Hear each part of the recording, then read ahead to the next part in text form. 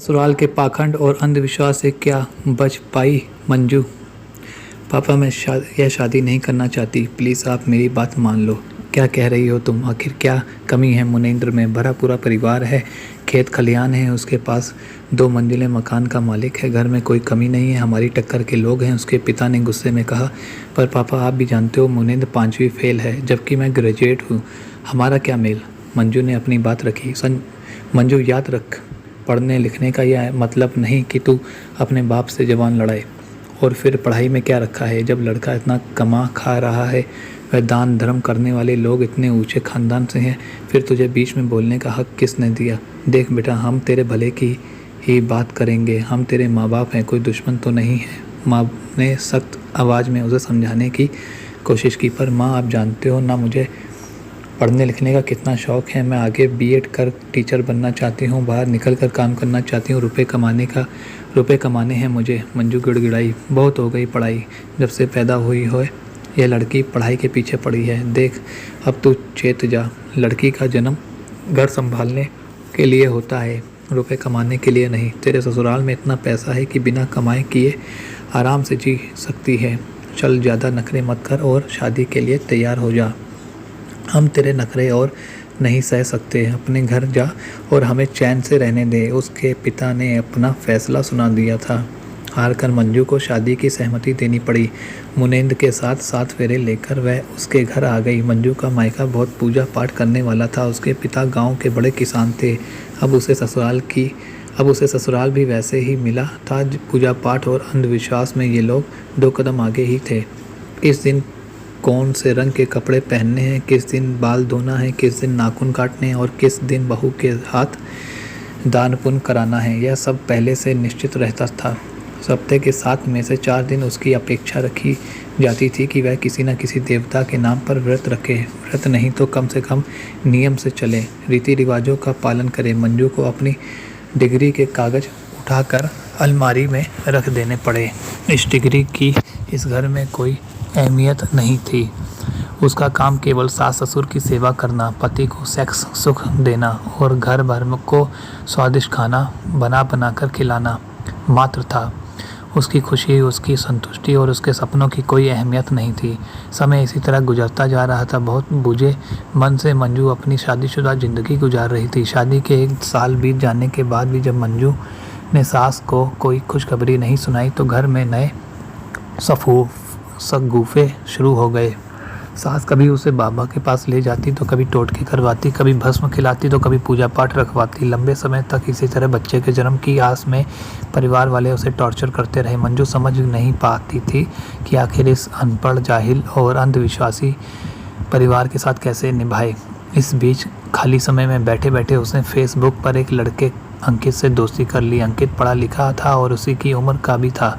दोनों बैचमेट थे। उसके साथ मंजू हर जगह की बातें करने लगी। अंकित मंजू की मदद करने के लिए हमेशा तैयार रहता, उसे नई नई बातें बताता। दोनों के बीच थोड़ा बहुत अट्रैक्शन भी था, मगर अंकित जानता था कि मंजू विवाहित है तो वह कभी अपनी सीमा रेखा नहीं भूलता था। एक दिन उसने मंजू को बताया कि वह सिंगापुर अपनी आंटी के पास रहने जा रहा है और उसे वहाँ जॉब भी मिल जाएगी। इस पर मंजू के मन में भी उम्मीद की एक किरण जागी। उसे लगा जैसे वह इन सारे झमेलों से दूर किसी और दुनिया में अपनी ज़िंदगी की शुरुआत कर सकती है। उसने अंकित से सवाल किया, क्या मैं तुम्हारे साथ सिंगापुर चल सकती हूँ? पर तुम्हारे ससुराल वाले तुम्हें जाने की अनुमति देंगे? अंकित ने पूछा। मैं उनसे अनुमति मांगने जाऊँगी भी नहीं, मुझे तो बस यहाँ से बहुत दूर निकल जाना है, मंजू ने बिंदास होकर कहा। इतनी हिम्मत है तुम्हारे अंदर? अंकित को विश्वास नहीं हो रहा था। हाँ, बहुत हिम्मत है। अपने सपनों को पूरा करने के लिए मैं कुछ भी कर सकती हूँ। तो ठीक है, मगर सिंगापुर जाना इतना आसान नहीं है। पहले तुम्हें पासपोर्ट, वीज़ा वगैरह तैयार करवाना पड़ेगा, उसमें काफ़ी समय लग जाता है। वैसे मेरा एक फ्रेंड है जो यह काम जल्दी कराने में मेरी मदद कर सकता है, लेकिन तुम्हें इसके लिए सारे कागजात और पैसे लेकर आना पड़ेगा। कुछ औपचारिकता है, उन्हें पूरी करनी होगी, अंकित ने समझाया। ठीक है, मैं कोई बहाना बनाकर वहाँ पहुँच जाऊँगी। मेरे पास कुछ गहने पड़े हैं, उन्हें ले आऊँगी। तुम मुझे बता दो कब और कहाँ आना है। अगले ही दिन मंजू कॉलेज में सर्टिफिकेट जमा करने और सहेली के घर जाने के बहाने घर से निकली और अंकित के पास पहुंच गई। दोनों ने फटाफट सारे काम किए और मंजू वापस लौट आई। घर में किसी को कानो कान खबर भी नहीं हुई वह क्या कदम उठाने जा रही है। इस बीच मंजू चुपके चुपके अपनी पैकिंग करती रही और वह दिन भी आ गया जब उसे सबको अलविदा कहकर बहुत दूर निकल जाना था। अंकित ने उसे व्हाट्सएप पर सारे डिटेल भेज दिए थे। शाम के 7 बजे की फ़्लाइट थी, उसे 2-3 घंटे पहले ही निकलना था। उसने अंकित को फ़ोन कर दिया था। अंकित ठीक 3 बजे गाड़ी लेकर उसके घर के पीछे की तरफ खड़ा हो गया। इस वक्त घर में सब सो रहे थे। मौका देखकर मंजू बैग और सूटकेस लेकर चुपके से निकली और अंकित के साथ गाड़ी में बैठकर एयरपोर्ट की ओर चल पड़ी। फ्लाइट में बैठकर उसे एहसास हुआ कि जैसे आज उसके सपनों को पंख लग गए हैं। आज से उसकी ज़िंदगी पर किसी और का नहीं बल्कि खुद का उसका हक होगा। वह छूट रही इस दुनिया में कभी भी वापस लौटना नहीं चाहती थी। रास्ते में अंकित जानबूझकर माहौल को हल्का बनाने की कोशिश कर रहा था। वह जानता था कि मंजू अंदर से काफ़ी डरी हुई थी। अंकित ने अपनी जेब से कई सारे च्युइंगम निकालकर उसे देते हुए पूछा, तुम्हें च्युइंगम पसंद है? मंजू ने हंसते हुए कहा, हाँ बहुत पसंद है। बचपन में पिताजी से छिपकर ढेर सारी च्युइंगम खरीद लाती थी, पर अब भूल जाओ, सिंगापुर में च्युइंगम नहीं खा पाओगे। ऐसा क्यों? क्योंकि वहाँ च्युइंगम खाना बैन है। सफाई को ध्यान में रखते हुए सिंगापुर सरकार ने साल 1992 में च्युइंगम बैन कर दिया था। अंकित के मुँह से यह बात सुनकर मंजू को हंसी आ गई। चेहरा बनाते हुए बोली, ये वियोग में कैसे सहूँगी जैसे मैं सहता हूँ। कहते हुए अंकित भी हंस पड़ा। वैसे वहाँ की और क्या खासियतें हैं? मंजू ने उत्सुकता से पूछा। वहाँ की नाइट लाइफ बहुत खूबसूरत होती है। वहाँ की रातें लाखों टिमटिमाती डिजाइनर लेजर लाइटों से लैस होती है, जैसे रोशनी में नहा रही हों। तुम्हें पता है, सिंगापुर हमारे देश के एक छोटे से शहर जितना भी बड़ा होगा, लेकिन वहाँ की साफ़ सुथरी सड़कें, शांत हरा भरा वातावरण किसी का भी दिल जीतने के लिए काफ़ी है। वहाँ संस्कृति के अनोखे और विभिन्न रंग देखने को मिलते हैं। वहाँ की शानदार सड़कों और गगनचुंबी इमारतों में एक अलग ही आकर्षण है। सिंगापुर में सड़कों और अन्य स्थलों में लगे पेड़ों की खास देखभाल भी की जाती है और उन्हें एक विशेष आकार दिया जाता है। यह बात इस जगह की खूबसूरती को और भी बढ़ा देते हैं। ग्रेट, पर तुम्हें इतना सब कैसे पता? पहले आ चुके हो क्या? हाँ, आंटी के यहाँ कई बार आ चुका हूँ। सिंगापुर पहुंचकर अंकित ने उसे अपनी आंटी से मिलवाया। 2-3 दिन दोनों आंटी के पास ही रुके। आंटी ने मंजू को सिंगापुर की लाइफ और वर्क कल्चर के बारे में विस्तार से समझाते हुए कहा, वैसे तो तेरी जितनी शिक्षा है वह कहीं भी गुजर बसर करने के लिए काफ़ी है, पर याद रख तू फ़िलहाल सिंगापुर में है और वह डिग्री भारत की है, जिसका यहाँ ज़्यादा फ़ायदा नहीं मिलने वाला। तेरे पास जो सबसे अच्छा विकल्प है वह है हाउस होल्ड वर्क का। सिंगापुर में घर संभालने के लिए काफ़ी अच्छी सैलरी मिलती है। वैसे कपल्स जो दिन भर ऑफिस में रहते हैं, उन्हें पीछे से बच्चों और बुजुर्गों को संभालने के लिए किसी की ज़रूरत पड़ती है। यह काम तू आसानी से कर सकेगी। बाद में काम करते करते कोई और अच्छी जॉब भी ढूंढ सकती है। मंजू को यह आइडिया पसंद आया। उसने आंटी की ही एक जान पहचान वाली के यहाँ बच्चे को संभालने का काम शुरू किया। दिन भर पति पत्नी ऑफिस चले जाते थे। पीछे से वह बेबी को संभालने के लिए घर के काम करती। इसके लिए उसे भारतीय रुपयों में 20,000 मिल रहे थे। खाना पीना भी घर में ही था।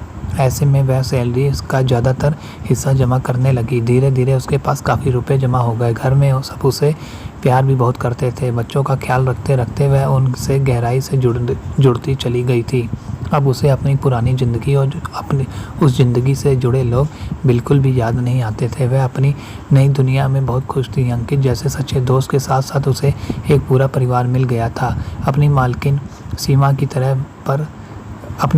सीमा की सलाह पर मंजू ने एडवांस कंप्यूटर कोर्स भी ज्वाइन कर लिया, ताकि उसे समय आने पर कोई अच्छी जॉब का मौका भी मिल जाए। वह अब सिंगापुर और यहाँ के लोगों से भी काफ़ी हद तक परिचित हो चुकी थी। यहाँ के लोगों की सोच और रहन सहन उसे पसंद आने लगी थी। यहाँ का साफ़ सुथरा माहौल उसे बहुत अच्छा लगता। अंकित से भी उसकी दोस्ती काफ़ी खूबसूरत मोड़ पर थी। अंकित को जॉब मिल चुकी थी और वह एक अलग कमरा लेकर रहता था। हर रविवार जिद करके वह मंजू को आसपास घुमाने भी ले जाता।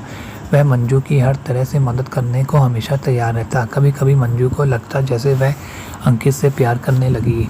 अंकित की आंखों में भी उसे अपने लिए वही भाव नज़र आते, मगर सामने से दोनों ने ही एक दूसरे से कुछ नहीं कहा।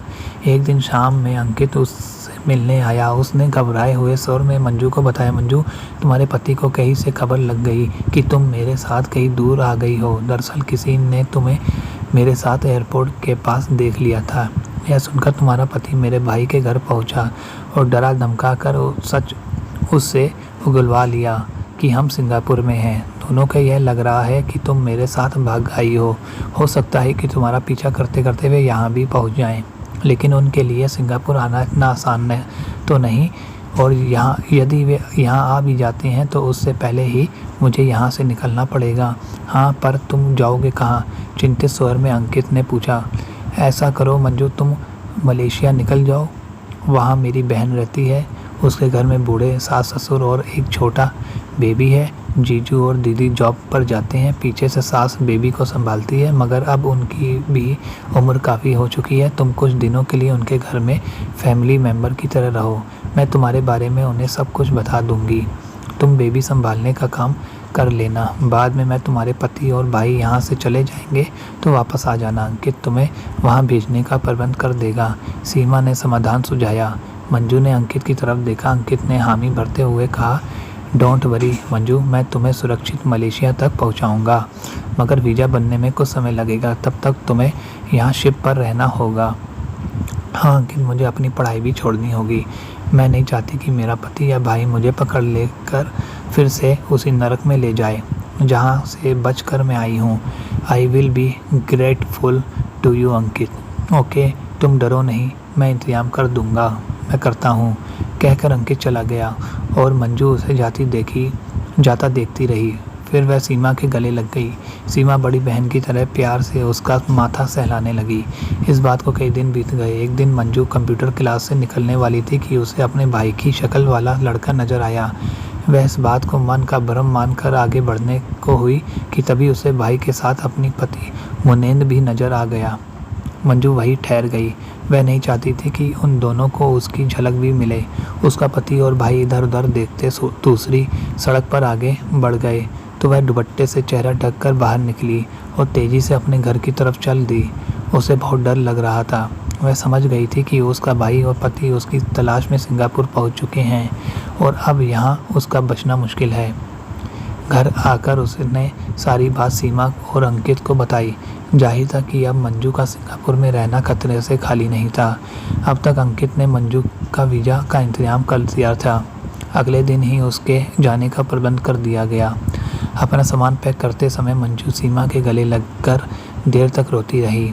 बच्चे भी मंजू को छोड़ने को तैयार नहीं थे। छोटी परी ने तो उसे कसकर पकड़ लिया और कहने लगी, नहीं दीदी, आप कहीं नहीं जाओगे हमें छोड़कर। मंजू का दिल भर आया था। उसकी आंखों से खुशी के आंसू बह निकले। अंकित के साथ एयरपोर्ट की तरफ जाते हुए भी वही सोच रही थी कि एक अनजान देश में अनजानों के बीच उसे अपने परिवार से कहीं ज़्यादा प्यार मिला। यही नहीं, अंकित जैसा दोस्त मिला जो रिश्ते में कुछ ना होते हुए भी उसके लिए इतनी भागदौड़ करता रहता है, उसे सुरक्षा देता है, उसकी परवाह करता है। काश अंकित हमेशा के लिए उसका बन जाता, इसी तरह हमेशा उसके बढ़ते कदमों को हौसला और संबंध देता। मंजू ने इन्हीं भावों के साथ अंकित की तरफ देखा। अंकित की नज़रों में भी शायद यही भाव थे। एक अनकहा सा प्यार दोनों की आंखों में झलक रहा था, पर दोनों ही कुछ कह नहीं पा रहे थे। अंकित ने उदास स्वर में कहा, अपना ध्यान रखना मंजू, देखो तुम भी बच के रहना, कहीं वे तुम्हें देख ना ले। मंजू ने भी चिंतित होकर कहा, नहीं, आजकल मेरी नाइट शिफ्ट चल रही है, मैं दिन में वैसे भी घर में ही रहता हूँ, सो पकड़ में नहीं आने वाला। अगर वे मुझे खोजते हुए घर तक आ भी गए तो मैं यही कहूँगा, तुम मेरे साथ आई ज़रूर थी, मगर अब कहाँ हूँ यह खबर नहीं है। तुम घबराओ नहीं, आराम से रहना और अपना ध्यान रखना। मलेशिया की फ़्लाइट में बैठी हुई मंजू का दिल अभी भी अंकित को याद कर रहा था। शायद वह अंकित से दूर जाना नहीं चाहती थी। वह एक नए सफ़र की तरफ निकल तो चुकी थी, पर इस बार पीछे जो छूट रहा था वह सब फिर से पा लेने की चाहत